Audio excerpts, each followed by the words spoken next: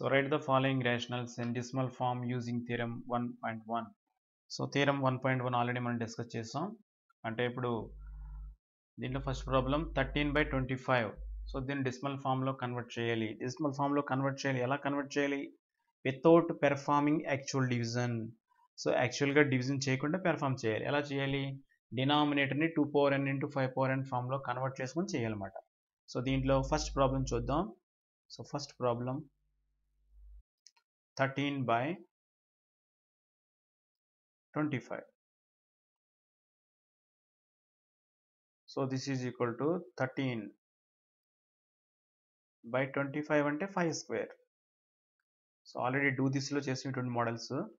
So 5 square వచ్చింది కాబట్టి న్యూమినేటర్ని డినామినేటర్ని 2 squareతో multiply చేయాలి. ఎందుకు మల్టిప్లై చేయాలి? ఇక్కడ మనకి 10 యొక్క మల్టిపుల్ వచ్చేలా చేసుకుంటున్నాం అన్నమాట డినామినేటర్లో, దానికోసం. So this is equal to 13 × 2 square by 5 square into 2 square. So this is equal to 13 into 2 square and 4, 13 4s are 52. So 52 by 5 square into 2 square and 100. So this is equal to 100 ki zeros 2 unnai kabatti this is equal to 0.52. So this is 0.52.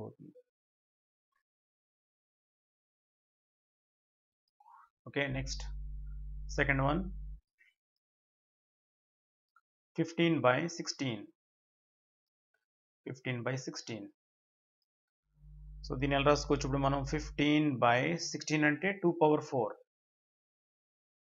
Okay,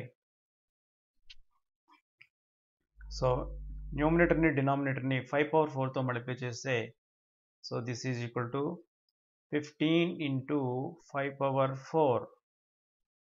15 × 5^4 into 2^4 into 5^4.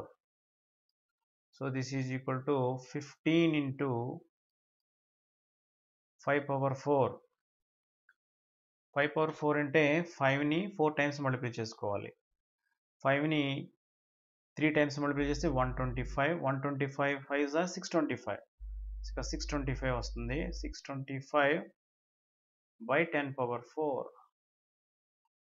So 15 తోటి 625ని multiply చేయాలి. So 625ని 15తో multiply చేయాలి. So 5 5s are 25, 5 2, 5 2s are 10, 2 12, 1, 5 6s are 31, 31.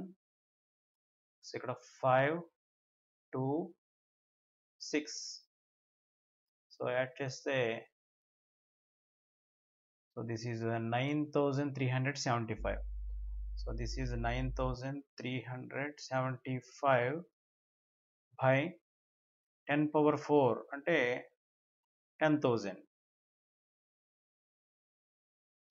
So point తర్వాత 4 places point పెడితే this is equal to 0.9375. Okay, ఈ విధంగా చేయాలి. So next problem ఇక్కడ చూడండి, థర్డ్ వన్ 23/2³ into 5 square. ఇక్కడ మనం అబ్జర్వ్ చేసినట్లయితే ఇక్కడ 2³ ఉంది, 5 square ఉంది ఇక్కడ. సో 5 తక్కువైంది కాబట్టి న్యూమినేటర్ని డినామినేటర్ 5తో మల్టిప్లై చేద్దాం. So this is equal to 23 × 5 by so 2³ into 5³. So 23 5s are 115. 115 by 10³ 10³ అంటే 1000. సో 1000లో మనకి 3 zeros ఉన్నాయి కాబట్టి this is equal to 0.115. So ఈ విధంగా యాక్చువల్గా డివిజన్ చేయకుండా మనం ఈ ప్రాబ్లమ్స్ చేస్తున్నాం. సో ఇక్కడ 7000 fourth one 7218 by 3 square into 5 square. సో ఇప్పుడు మనం 7218ని ప్రైమ్ ఫ్యాక్టరైజేషన్ చేయాలి. ఫస్ట్ 7218ని ప్రైమ్ ఫ్యాక్టరైజేషన్. సో దీంట్లో 2 7లో 3 టైమ్స్, 12లో 6 టైమ్స్, 1 డౌన్ చేసుకుందాం, 0 టైమ్స్, 18లో 9 టైమ్స్. సో నెక్స్ట్ దీంట్లో 3 వచ్చి క్యాన్సిల్ అవుతుంది. 3 ఇందులో 1 టైమ్,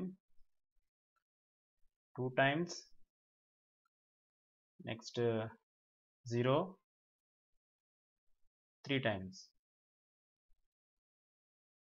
నెక్స్ట్ 3 వచ్చి దీంట్లో 4 టైమ్స్, 0, 1.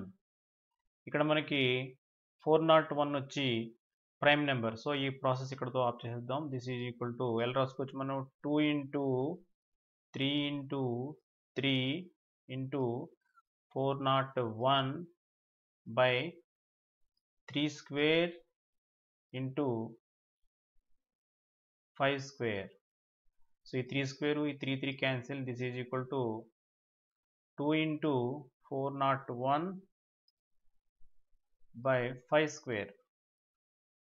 సో ఇప్పుడు న్యూమరేటర్ని డినామినేటర్ 2 స్క్వేర్తో మల్టిప్లై చేస్తే 2 into 2 square into 401 by 5 square into 2 square.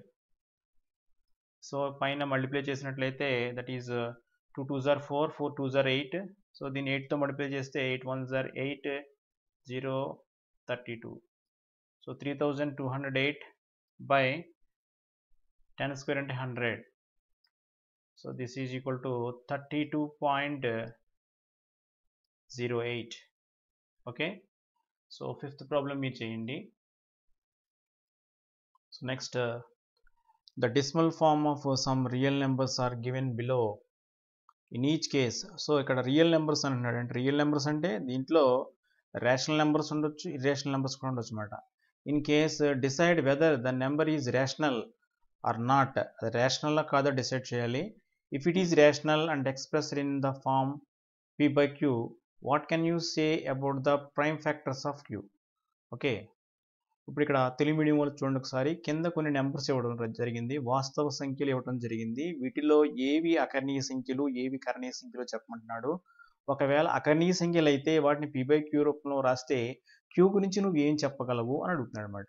So దీంట్లో ఫస్ట్ ప్రాబ్లం చూసినట్లయితే ఇక ప్రాబ్లం చేయడానికి ఏం లేదు. ఫస్ట్ ప్రాబ్లం తీసుకున్నట్లయితే 43.1 2 3 4 5 6 7 8 9. So this is a terminating decimal. So this is a terminating decimal. So this is a terminating decimal. We can write it as a p by q form. We can write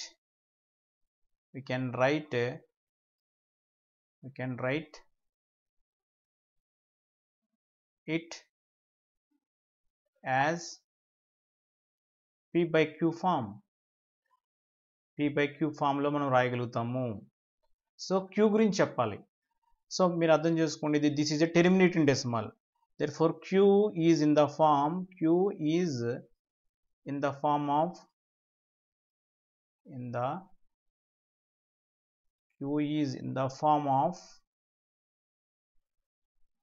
q ఏ ఫామ్లో ఉంటుంది ఖచ్చితంగా, q is equal to some 2 power n into 5 power m ఫామ్లో ఉండాలి.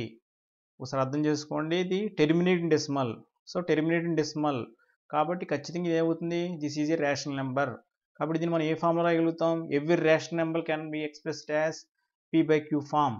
So కాబట్టి p by q ఫామ్లో మనం రాయగలుగుతాం. We can write it as p by q form. So ఇక్కడ దిస్ ఈజ్ టెర్మినేటింగ్ డెసిమల్ కాబట్టి డినామినేటర్ q అనేది ఏ ఫామ్లో ఉంటుంది, ఖచ్చితంగా 2 power n into 5 power n ఫామ్లో ఉండాలి. సో నెక్స్ట్ దీంట్లో సెకండ్ వన్ చూడండి ఒకసారి. ఇది this is neither terminating nor repeating decimal. ఎక్కడ కూడా టెర్మినేట్ అవ్వట్లేదు, అదేవిధంగా రిపీట్ కూడా అవ్వట్లేదు. So this is irrational number. So this is second one is irrational. So irrational number అన్నమాట. సో రేషనల్ నెంబర్ అయితే మనకి p by q ఫామ్లో రాయగలుగుతాం. Irrational number p by q ఫామ్లో మనం ఎక్స్ప్రెస్ చేయలేం. సో ఇంకా దీని గురించి ఏం చెప్పవలసిన అవసరం లేదు. ఇంకా లాస్ట్ థర్డ్ వన్ 43.1 2 3 4 5 6 7 8 9 బార్ అంటే ఇది ఏంటిది this is a non-terminating repeating decimal so this is a rational number so this is rational number this is a rational number this is a rational number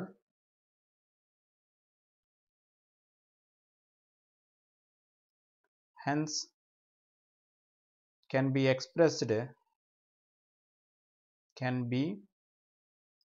expressed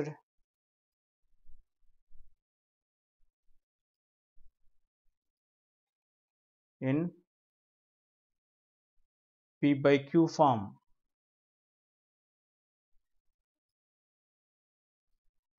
okay but ఇక్కడ చూడండి this is non terminating repeating decimal కాబట్టి క్యూని మనం 2 power n into 5 power m ఫామ్లో express చేయలేము and we cannot express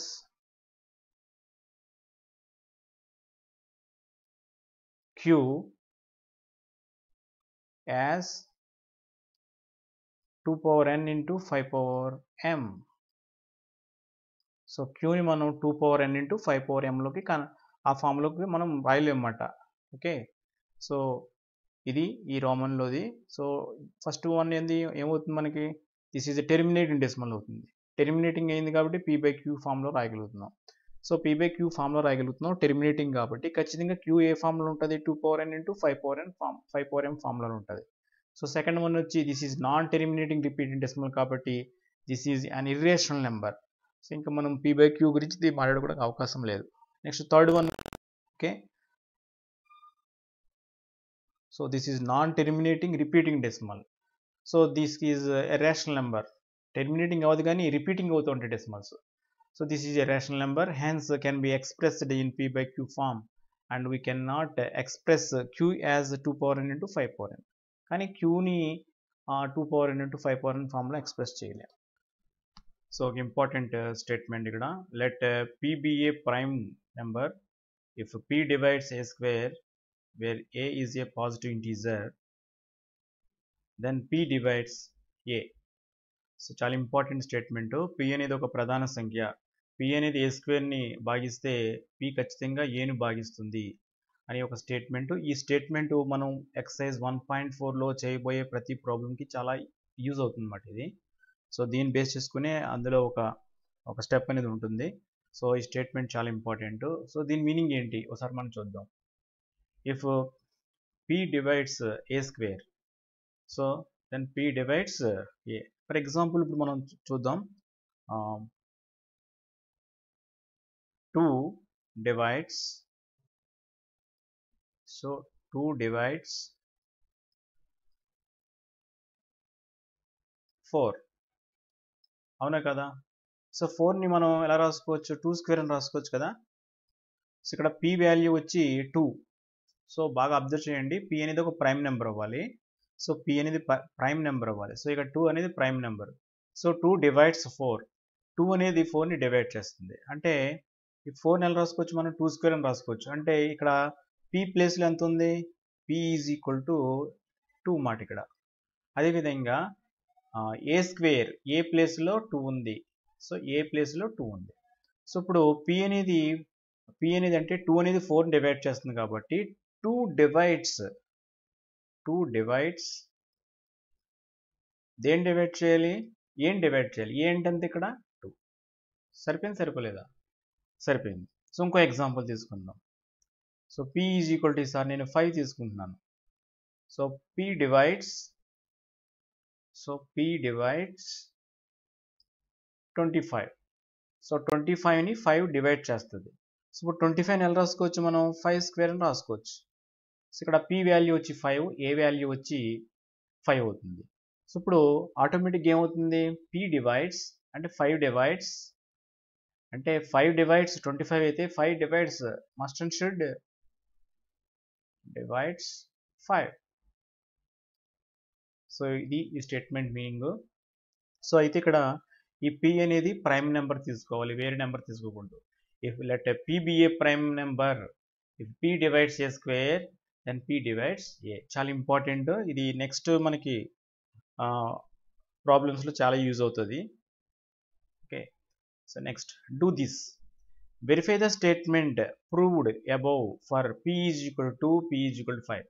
ఏదైతే ఇప్పుడు statement మనం చదివామో so దాన్ని ఒకసారి వెరిఫై చేయమంటున్నాడు. First p is equal to 2 తీసుకోమంటున్నాడు. p is equal to 2. So p is equal to 2 తీసుకుందాం. సో దేనికి వెరిఫై చేయమంటున్నాడు? A square value first a square is equal to 1 తీసుకోమంటున్నాడు. Okay, p divides a square.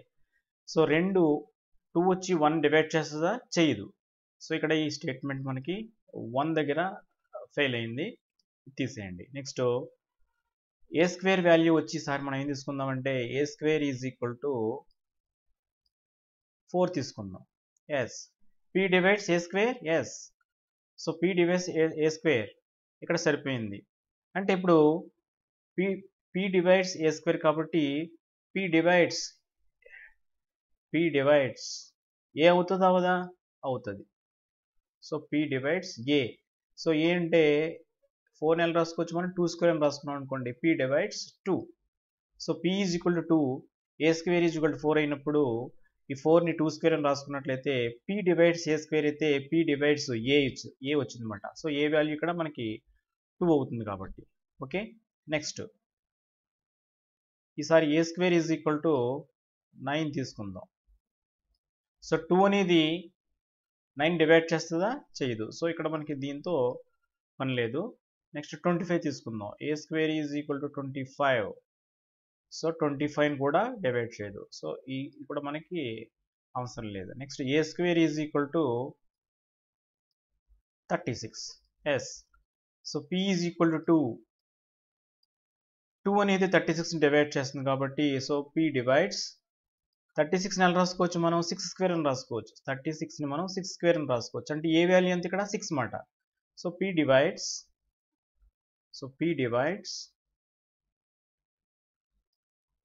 ఏ అంటే ఇక్కడ 6 అవుతుంది. Okay, next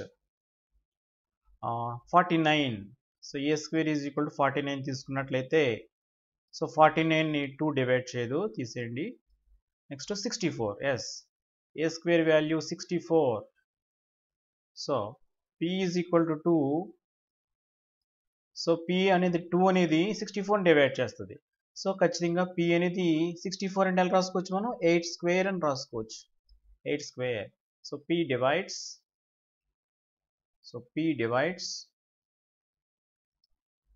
ఏ అంటే ఇక్కడ 8. సో ఈ విధంగా మనం వెరిఫై చేయాలి. అదేవిధంగా next p is equal to ఈసారి 5 తీసుకోవాలి. p is equal to 5. So p is equal to 5 తీసుకుంటే ఏ స్క్వేర్ ఈజ్ ఈక్వల్ టు 1 ఇచ్చాడు. సో 1ని 5 డివైడ్ చేయదు. సో ఇక్కడ కండిషన్ సెట్ అవ్వదు అనమాట. నెక్స్ట్ ఈసారి p is equal to 5, A square is equal to 4 తీసుకుంటే ఇక్కడ కూడా మనకి ఈ కేసులో ఇక్కడ కండిషన్ సెట్ అవ్వట్లేదు.